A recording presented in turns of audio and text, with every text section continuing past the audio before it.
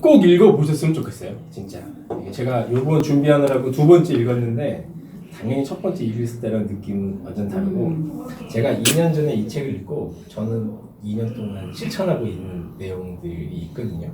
그리고 제가 제일 좋아하는 기요사키 사기꾼이라는 소리도 있지만 그거에 대한 틀을 누가 또 얘기했더라고. 사기가 아니다. 나중에 뭐 여담으로 말씀드릴게요. 포커 좋아하세요? 버피디 형이 이런 얘기를 한번 했대요.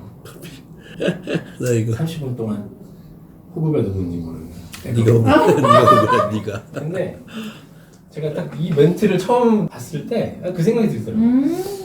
내 인생에서 내가 호구가 아닌가. 네? 뭔가 되게 열심히 살고는 있는데 뜻대로 뭐가 안 되고 진짜 내가 진정한 대한민국에서 호구가 아닌가 이런 생각이 좀 갑자기 들더라고요. 그래서 세상에 어떤 변화가 일어나기 바라면 결국은 내가 변해야겠더라.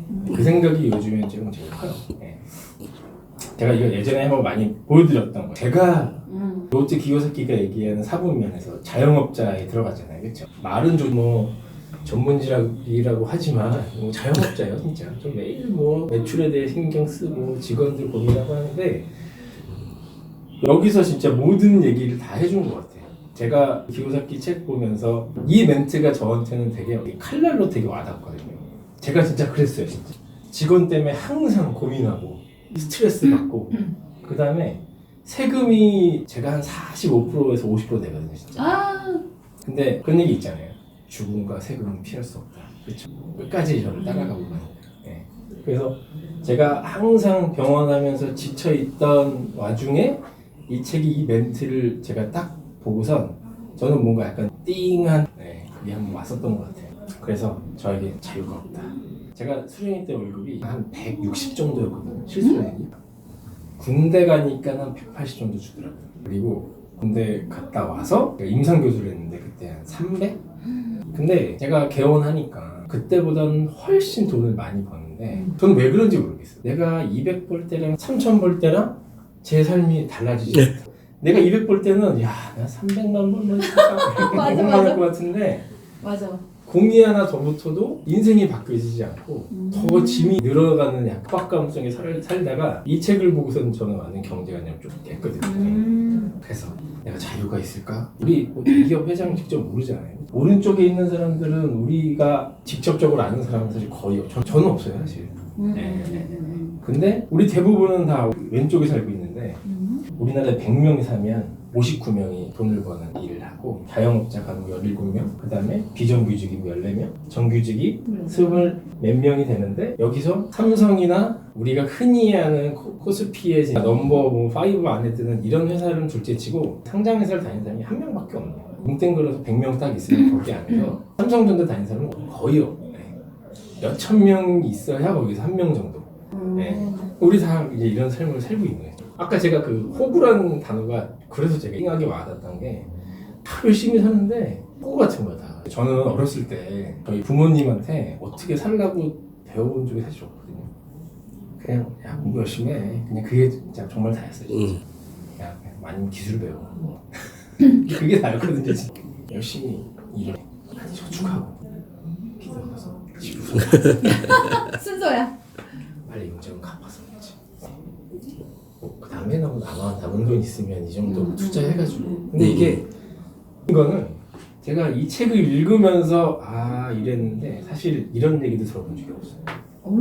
우리 엄마가 이런 얘기를 구체적으로 안 쳐가지고 배운 적이 없으니까 옛날에 막 학생 때 수학 배우고 영어 배우고 막 이래서 뭐 좋은 대학 가면 뭐 잘 살겠지 이런 막연한 꿈으로 그냥 살았는데 우리 보통 대부분 이런 걸로 알고 지내잖아요.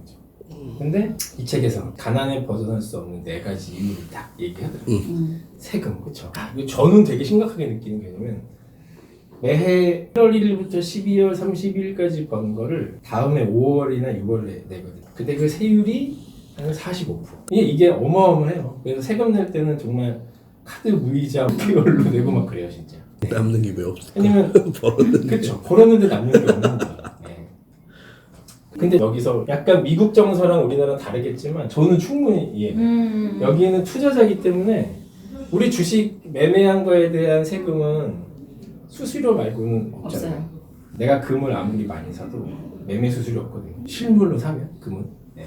그리고 비즈니스 하는 사람들은 법인으로 등록이 되기 때문에 훨씬 싸고.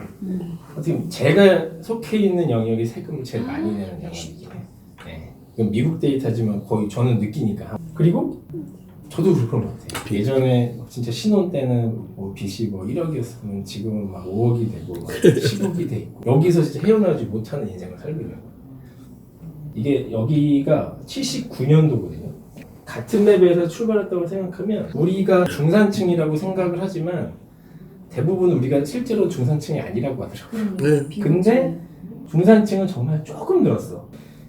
부익부 빈익빈이 점점 심해지는 사회에서 우리는 살고 있는 거예요, 진짜. 그리고 인플레이션 무시하셨어요. 제일 큰 게 베네수엘라. 베네수엘라가 엄청난 석유 보유국이에요. 맞아요. 그 양으로 치면은 전 세계 막 1, 2 했을 때도 있다고 하더라고요. 근데 인플레이션이 폭등을 하면서 지폐로 이렇게 가방을 만들어서 예전에 2차 세계대전 때 독일 지폐가 이랬었거든요. 마르크화가. 근데 가만히 생각해보면 인플레이션이 저는 그냥 뭐 매년 물가 오르는 거 아니야? 그냥 이렇게만 항상 생각했는데 새우깡.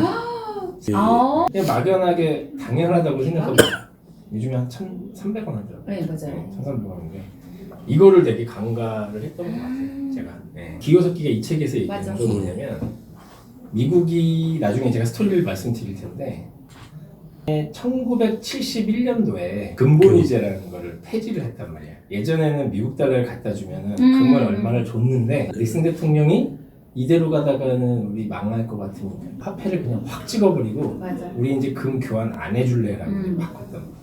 그 다음에 화폐령이 어마무시하게 흔히 얘기한 양적 완화 정책을 펼치면서 시중에 돈은 엄청 많은데 그러니까 인플레이션 일어나고 언제 한번 거품 끼니까 꼬꾸라지고 이게 계속 이제 반복되는. 그 다음에 이게 참 웃긴 게 저도 당연히 연금 네, 내거든요. 그렇죠. 자영업자는 어떻게 내냐면 직원들 중에 제일 급여가 많은 애랑 똑같이 내요. 진짜요? 그렇게 내요. 그 다음부터는 제 소득으로 나니까 저는 건강보험료를 몇백만 원 내는데 전 병원에 1년에 한 번 가요. 평균 한 3년에 한 번 가나? 뭐 감기 진짜 안 가요 저는. 네. 갈 시간도 없고 아플 자유가 없어. 네. 맞아. 다행히 그 몸이 건강한 거에 대한 감사는 있지만 제가 수백만 원 내지만 혜택 받는 건 사실 거의 전혀 없거든요. 저는 자영업자이기 때문에 그러지만 어찌됐든 저는 세금을 떼어가잖아요 국가에서. 직장인들도 무조건 떼어가고. 근데 이게 미국에서 시작이 된 거예요. 일반적인 직장인들에 대한 나중에 노후에 책임진다고 강제로 그냥 해버린 정책이란 말이야. 근데 우리 요즘에 듣잖아. 연금이 고갈된다. 나중에 고갈돼서 그냥 미안하다 어쩔 수 없다고 해도 우리 할 말 없어. 미안해. 근데 연금 무조건 떼어가. 이게 되게 무서운. 이 네 가지 때문에 우리가 부자가 될 수 없다고 이제 얘기하더라고. 연금 우리가 어떻게 조절 못해. 일반적 직장인들은 국민연금 내가 가입하기 싫어도 무조건 가입해야 돼. 인플레이션 내가 막을 수 있어. 그렇죠? 세금 내 통장에 들어오기 전에 무조건 띄고 저한테 들어오고. 이거를 이해하지 않으면 부자가 될 수 없다고. 연금 이제 거의 다 맞아, 그거. 네, 그걸 낼 거고. 그리고 요즘에 그거 있잖아요. 정년 연장한다는 게. 그게 말도 안 되는 얘기면 줄 돈이 없어. 줄 돈이 없기 때문에 계속. 연장을 해야 연금을 줄 수 있으니까. 그거를 뭐 연장했다고 좋아하고 그러는데 그거 되게 기가 찰 노릇이죠. 그렇죠? 호구짓 하는 거 하고 있는 거죠. 그래서 기요사키는 그 얘기를 하더라고요. 어차피 돈은 계속 찍어내는 구조이기 때문에 저축을 하는 사람은 패배자다. 이거를 잘 이용해서 현명하게 쓰고 가장 중요한 거는 첫 번째는 돈을 버는 게 정말 중요하고 그다음에 내 돈 지키는 게 중요하고 그다음에 불리는 게 중요하고 근데 돈에 대한 지식이 없으면 안 돼. 가장 중요한 거는 내가 예를 들어서 5억짜리 집을 사서 그게 10억이 돼가지고 그 차익을 버는 것도 중요하지만 기요사키 항상 얘기하는 거예요. 현금으로. 내가 맞아. 어떤 해놨던 시스템으로 인해서 매달 지속적으로 돈이 들어오는 구조를 만들어. 해놓는 게 그게 가장 핵심이더라고요. 그래서 제가 요즘에 좀 그 고민이 드는 거야. 제 딸내미가 지금 6학년인데 요즘 애들은 막 정석을 벌써 해요. 저한테 막 인생분에 물어보고 그러는데 제가 요즘 애들 드는 생각이 왜 나와서 제일 중요한 돈에 대해서 학교에서 안 가르치지? 우리 정치 경제 옛날에 뭐 그 정도 배웠는데 가르쳐 준 적이 없잖아요. 그러니까 나와가지고 다 호구로 사는 것 같아요. 근데 예전에 미국에 노예가 있었을 때 노예한테는 교육을 못하게. 왜냐면 얘네들이 똑똑해지고 있으니까. 근데 우리도 교육 시스템 안에서 우리가 그냥 강제로 왜냐면 점수를 잘 받아야 성적이 좋아지고 좋은 대학을 가니까 딴 데 신경 쓸 겨를이 없게 맞아요. 사람들을 세뇌를 시킨 거야. 기교사끼는 그렇게 얘기해. 너희한테 교육을 하면 안 되고. 왜냐면 교육받은 너희들은 머리가 커지고 위험해지. 우리가 마찬가지. 현대판 노예라고 생각이 드는 거예요. 네. 돈의 역사 제가 요거를 그냥 간략하게 했는데 록펠러라고 혹시 들어본 적 있죠? 네. 미국의 석유 재벌 98세까지 살더라고요. 1839년에 태어나서 1947년에 돌아가시더라고요. 근데 미국의 석유를 95% 장악해요. 그러니까 어마무시한 부자인데 록펠러가 1903년에 일반 교육위원회에 들어가서 미국의 교육 제도를 정비를 했다고 합니다. 그때 록펠러가 한 게 지금 우리가 하고 있는 교육 시스템이에요. 오. 네, 돈에 대해서 공부시키지 않고 아. 국영수 중심으로 정치, 경제, 사회, 물리와 그 시스템을 1903년도 미국에서 만들어 놓고 1929년에 대공황 일어났잖아요. 그렇죠? 네. 그때 막 난리였었죠. 그렇죠? 네. 그 다음에 옛날에는 강대국이 영국이어가지고 영국 파운드화가 전 세계 통용되는 화폐였는데 1944년에 브레튼 우주 조약에서 달러가 전 세계 중심이 주축 통용된 되게. 거예요. 44년도에. 그래서 달러가 힘을 가졌던 이유는 어딜 가서도 금이랑 달러를 바꿀 수 있는 기축 통화가 된 거야. 그리고 1971년 8월 15일 날 닉슨 대통령이 버티다 못해 야 우리 금본위 이제 폐지하겠다. 일시적으로. 그래가지고 그때는 달러를 가져가도 금을 안 바꿨어. 그 다음에 아까 말씀드렸던 연금제도가 74년. 그때 미국 기준으로 보면 퇴직연금이라는 이런 게 생겨요. 강제적으로 연금을 걷기 시작한 거죠. 그때. 그리고 97년도에 IMF가 터지고 2008년도 서브프라임 모기지. 전문가들 예상은 올해가 되게 많았어 사실. 2019년에 뭐 일 터진다. 근데 뭐 어떻게 하다 보니까 넘어갔고 이게 내년이 될지 내후년이 될지 모르겠는데 뭐 10년 주기설 뭐 이런 거 있잖아요. 근데 제가 요즘에는 좀 철진한 책을 일부러 한번 읽어봐요. 왜냐면 이 사람이 예측을 잘했을까라는 생각이 들어서 제가 그래서 이 책을 읽어보고 이게 10년 전 책이잖아요. 기호사기에 대한 좀 확신이 더 들기 시작했어. 최근 책이었으면은 그 예측이니까 어떻게 될지 사실 모르잖아. 근데 한번 10년 지난 거니까 실제적인 스토리도 알고 이 사람 예측한 걸 대입해 보니까 상당히 정확하게 예측하고 있는 부분이 많더라고요. 이게 2020년 터지던 21년에 터지던 언젠간 한번 주기가 있기 때문에 뭔가 한번 위기는 찾아올 거예요. 네. 근데 그때가 사실 기회잖아요. 그렇죠? 사실 97년도 2008년도 때는 부자가 더 부자가 되는 시기. 현금 갖고 있는 사람들은 정말 그냥 다 쓸어 담을 수 있는 시기였어요. 그렇죠? 근데 보통 우리 같은 사람들은 더 가난해지는 시기니까. 네. 그래서 카테고리를 이렇게 8개로 나누더라고요. 돈을 벌려면 돈에 대한 지식이 있어야 된다. 아까 얘기한 금융 지식이 없으면 내가 돈을 아무리 많이 벌어도 이 노예 교도소 안에서 탈출할 수가 없는 거예요. 그리고 빚을 적절하게 이용을 할 줄 알아야 된다. 빚에는 좋은 빚과 나쁜 빚이 있다.